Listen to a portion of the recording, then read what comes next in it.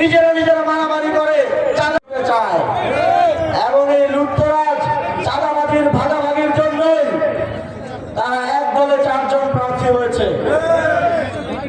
অথচ আমরা ন্যায় ও ইনসাফ প্রতিষ্ঠার জন্য, আপনাদের অধিকার নিশ্চিতের জন্য, লুটতরাজ চাঁদাবাজি দুর্নীতি বন্ধ করার জন্য দীর্ঘদিন ধরে কাজ করা আমার ভাইয়ের মতো প্রার্থীরা, দীর্ঘদিন ধরে কাজ করা খেলাফতে মজলিসের প্রার্থীরা, 11 দলের সকল প্রার্থী কাঁধ মিলিয়ে একসাথে কাজ করছে।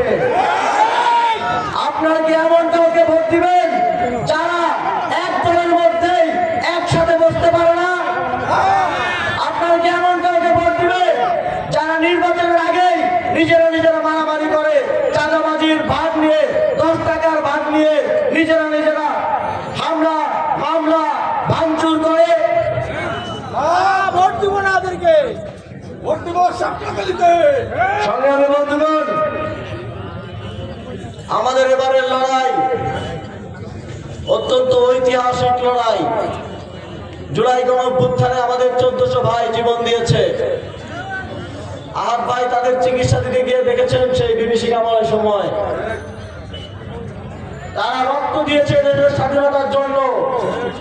তবে 12 তারিখ আমাদের সামনে এক সুবর্ণ সুযোগ আছে। আমাদেরকে, আপনাদেরকে, আপনাদের সন্তানদেরকে আর রক্ত দিতে হবে না।